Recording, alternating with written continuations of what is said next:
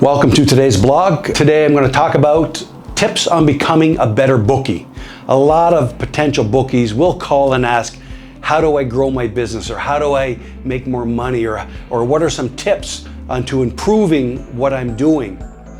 One of the biggest tips, cannot emphasize enough, is be punctual and transparent.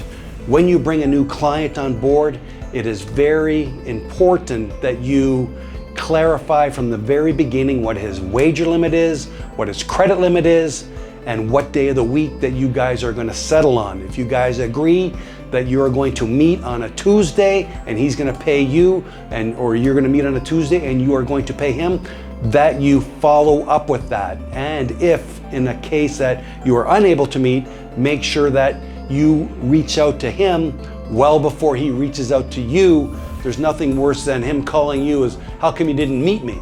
It's better for you to be very transparent and say, listen, I can't meet you on Tuesday. Let's meet Wednesday morning for coffee, and you can settle your account. Either way. Also, another good thing to know is to be able to offer tips or incentives to your players to pay on time. Many bookie softwares will offer a reward type program where they accumulate points on the volume they play, so that they can receive free plays. Or if a player pays you promptly, you can reward him by shooting him a free play or give him a free wager in his account for the punctuality of his payment. Players love that. It's a good little tip that you can do, and it's going to help them, encourage them to be on time with their payments. Another good thing to know is to be on top of what is coming up and when events are coming up, so that you can keep your players informed on start of the season, when the season ends, when playoffs start, what special events are happening at this particular time of the year, and that'll keep them interested in their account. Is being knowledgeable about their account and on their wager limits and their line types, so that if there's ever a question and they want to call you, for instance, in NFL or any sport, usually the opening line limits are lower than the game line limits. So players, when they do call you with questions about their account, you are knowledgeable about the rules of their account, when the lines come up at the sports book, how much they can bet on, etc., etc. Another thing is to let people know about innovations and new things that are available on your account. Many paperhead providers have sports betting pools, they have horse racing interfaces, they have prop builders, they have 2 or 3 inline, in-game sports betting processes that are very lucrative to you if you can let your players know. A lot of players are, they're not comfortable sports betting, or they don't know a lot, and they be afraid to ask you about certain things. So it's good to be on the initiative and letting people know that what is available to them, what they can bet, and how much they can bet, and on when they can bet.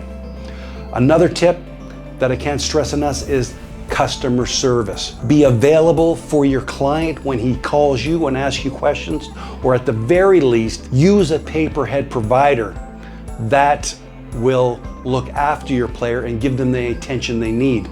There's nothing worse than using a shitty paperhead provider or skimping on a paperhead provider and you losing a customer because the people on the other end of the phone that are providing you with that paperhead experience and this paperhead software to your client cannot answer the questions, or they're not knowledgeable enough to look after them.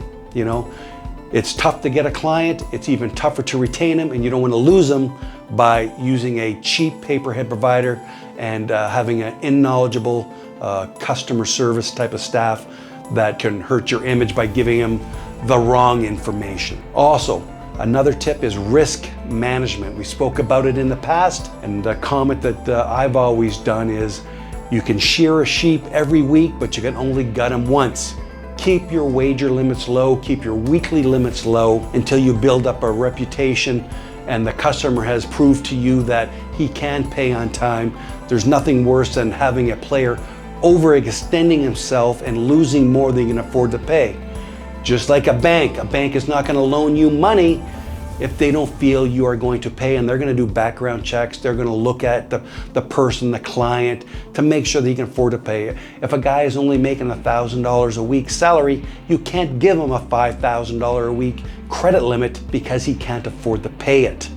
Keep your limits low And again, once they prove they have the ability to pay and are responsible enough to pay, as well as game responsible or wager responsibility, you can raise his limits. But keep your wager limits low. Make sure your credit limit and wager limits are in line with your client. Integrity and trust. Again, we've touched on that briefly. It's very important you follow through on what you will say. When a player is owed money, there's nothing better than for you to pay him fast, because you can basically consider it a temporary loan. If a guy wins $400 or $500 and you pay him Monday and Tuesday quick as you agree, you can be sure that he's going to be confident and want to wager more in the future because he knows he's going to be paid. In this day and age, with sports books closing and people being stiffed all the time, once you prove yourself as a bookie that pays and you have a reputation as pays and your players are comfortable making wagers, they're going to wager more because they're not going to worry about sweating the getting paid by you. They're going to sweat the game, and you don't want them sweating about being paid. They can sweat the games, but knowing that they are going to get paid if they win, and if you pay them promptly when they win, you can be sure that they're going to pay you promptly when they lose. Thank you for watching the video. Please like and subscribe below and add comments in the comment section if you need any additional information.